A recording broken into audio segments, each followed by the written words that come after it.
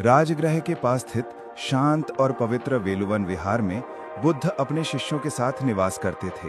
सुबह शाम वहां धर्म चर्चा होती, अनुशासन और साधना का अभ्यास किया जाता। दूर दूर से लोग आकर ज्ञान पाते। वातावरण इतना निर्मल था कि वहां पहुंचते ही मन की बेचैनी दूर हो जाती। इन्हीं दिनों एक छोटा सा बालक, उम्र लगभग 10 वर्ष, अपने माता पिता के आग्रह पर बुद्ध के शिष्य के रूप में विहार में आया। वो मासूम, उत्सुक और हंसमुख था। उसके सिर पर मुंडन था और उसने भगवा वस्त्र धारण किए थे। सब उसे प्यार से सुधीर कहते। सुधीर बुद्धिमान था, लेकिन पढ़ाई लिखाई में उसका मन नहीं लगता। जब भी अन्य भिक्षु शास्त्र और सूत्र पढ़ते, वो चुपके से बाहर भाग जाता। कभी पक्षियों का पीछा करता, कभी तालाब में कंकड़ फेंकता, कभी पेड़ों की छांव में लेटकर सो जाता। वृद्ध भिक्षु उसे बार बार समझाते, बेटा सुधीर, पढ़ाई का अभ्यास किए बिना ज्ञान अधूरा रह जाता है। शास्त्र सीखना उतना ही आवश्यक है जितना ध्यान करना। लेकिन सुधीर हंसते हुए कहता, गुरुवर, मैं तो सब याद कर लूंगा, मुझे किताबें पढ़ने की जरूरत नहीं। धीरे धीरे अन्य भिक्षुओं को चिंता होने लगी। उन्होंने बुद्ध के पास जाकर कहा, भगवान, ये बालक बड़ा होशियार है, परंतु पढ़ाई से भागता है। यदि इसे अभी नहीं सुधारा गया तो आगे इसका जीवन कठिन होगा। बुद्ध ने करुणा से मुस्कुराते हुए कहा, उसे मेरे पास लाओ, मैं स्वयं उससे बात करूंगा। अगली सुबह सुधीर को बुद्ध के पास लाया गया। बुद्ध ने प्रेमपूर्ण दृष्टि से उसकी ओर देखा और पूछा, बेटा, तुम पढ़ाई से क्यों भागते हो? सुधीर ने निडर होकर उत्तर दिया, भगवान, मुझे लगता है कि जीवन तो साधना और भिक्षा से ही चलता है, फिर पढ़ाई क्यों करनी? ये कठिन सूत्र और शब्द मुझे समझ नहीं आते। बुद्ध ने कोमल स्वर में कहा, सुधीर, ध्यान और भिक्षा जीवन का आधार है, लेकिन ज्ञान ही वो दीपक है जो अंधकार को मिटाता है। बिना पढ़ाई, बिना शास्त्रों के अध्ययन के तुम्हारा मन अपूर्ण रहेगा। क्या तुम चाहते हो कि जब कोई व्यक्ति तुमसे कोई प्रश्न पूछे तो तुम चुप रह जाओ? बुद्ध ने पास रखे एक खाली घड़े की ओर इशारा करते हुए कहा, देखो सुधीर, ये घड़ा खाली है। अगर इसमें जर भर दिया जाए तो ये प्यासे को जीवन दे सकता है, लेकिन यदि ये सदा खाली ही रहा तो न स्वयं के काम आएगा और न किसी और के। मन भी ऐसा ही है। जब तक इसमें ज्ञान रूपी जल नहीं भरा जाएगा, तब तक ये केवल खाली रहेगा। फिर बुद्ध ने एक और उदाहरण दिया। एक किसान हल लेकर खेत में जाता है, पर यदि उसने बीज ही ना बोए तो फसल कैसे होगी? उसी प्रकार यदि साधक अध्ययन नहीं करेगा तो बुद्धि का विकास कैसे होगा? बुद्ध की बातें सुनकर सुधीर की आंखें भर आईं। उसने नम्रता से कहा, भगवान, अब मुझे समझ आ गया। मैं अब से आलस से नहीं करूंगा और मन लगाकर पढ़ाई करूंगा। बुद्ध ने मुस्कुराकर कहा, यही सच्चा संकल्प है। याद रखो, पढ़ाई केवल किताबों तक सीमित नहीं, बल्कि जीवन जीने की कला सिखाती है। जो ज्ञानवान है वही जग को दिशा दे सकता है। उस दिन से सुधीर ने पूरा मन लगाकर पढ़ाई शुरू की। वो सुबह जल्दी उठकर शास्त्रों का अध्यास करता, सूत्र याद करता और बुजुर्ग भिक्षुओं से प्रश्न पूछता। शुरू में उसे कठिनाई हुई। कई बार वह हताश होकर रोने लगता और सोचता कि वो कभी नहीं सीख पाएगा। एक दिन वह बहुत परेशान होकर बुद्ध के पास गया। भगवान, मुझसे ये नहीं हो पा रहा। ये श्लोक बहुत कठिन है और मुझे समझ नहीं आते।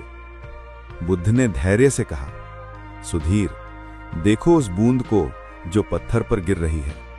एक बूंद से पत्थर में छेद नहीं होता, पर निरंतर गिरने से कड़ा पत्थर भी छिद जाता है। तुम्हारी मेहनत भी ऐसी ही है। धैर्य रखो, निरंतर प्रयास करो। बुद्ध की सलाह पर सुधीर ने अपनी पढ़ाई का तरीका बदला। वह केवल रटने के बजाय समझने की कोशिश करने लगा।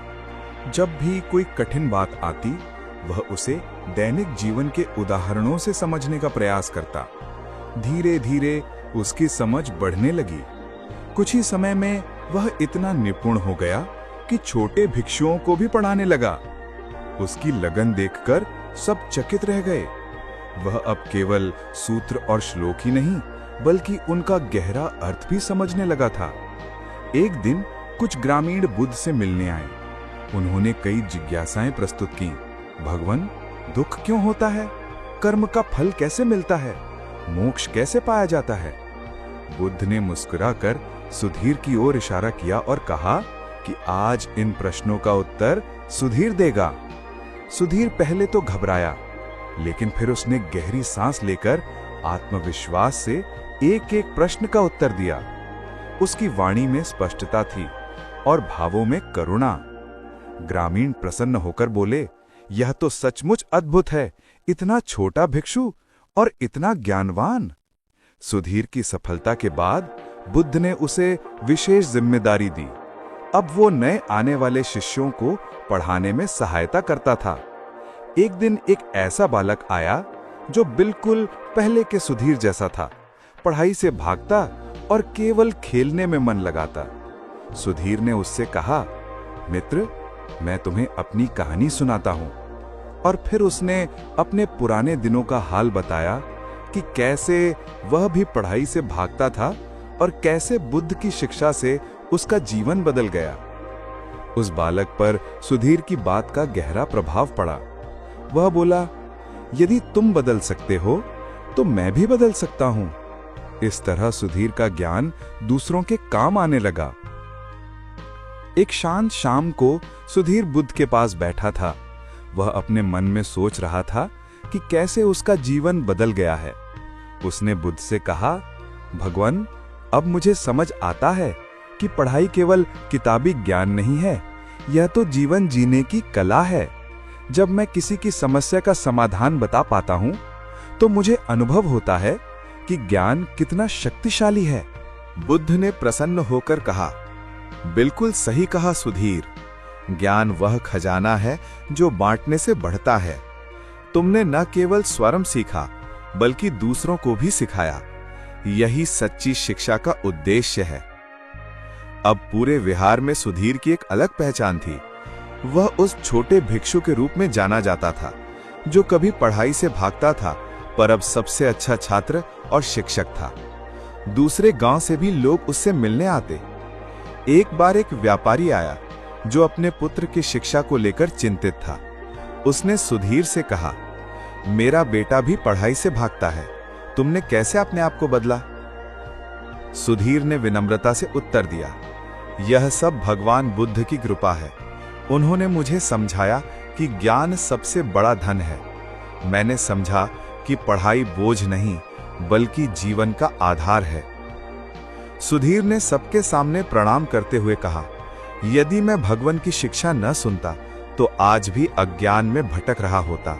मैंने सीखा कि पढ़ाई केवल शब्दों को रटने का नाम नहीं, बल्कि मन को प्रकाशमान बनाने का साधन है। बुद्ध ने निष्कर्ष स्वरूप कहा, ज्ञान ही सबसे बड़ा धन है। इसे कोई चुरा नहीं सकता। यह कभी घटता नहीं। यह जितना बांटो उतना बढ़ता है। इसलिए हर साधक, हर बालक को पढ़ाई में मन लगाना चाहिए। यही जीवन की सबसे बड़ी पूंजी है। यह कथा हमें यही सिखाती है कि पढ़ाई का महत्व जीवन भर रहता है। भले ही हमें लगे कि अभी इसकी जरूरत नहीं, परंतु आगे चलकर यही ज्ञान हमारा मार्गदर्शन करता है। बुद्ध का संदेश स्पष्ट है, साधना और सेवा तभी सार्थक है जब उसे ज्ञान का आधार मिले। सुधीर की कहानी आज भी प्रासंगिक है। यह हमें बताती है कि शिक्षा केवल डिग्री पाने का साधन नहीं, बल्कि व्यक्तित्व के विकास और समाज की सेवा का माध्यम है। जो व्यक्ति शिक्षा से भागता है, वह वास्तव में अपने भविष्य से भागता है। इस प्रकार छोटे भिक्षु सुधीर की यह कथा हमें प्रेरणा देती है कि कभी भी पढ़ाई से मुंह न मोड़ें, क्योंकि ज्ञान ही वह शक्ति है जो हमें जीवन की हर कठिनाई से लड़ने का साहस देती है।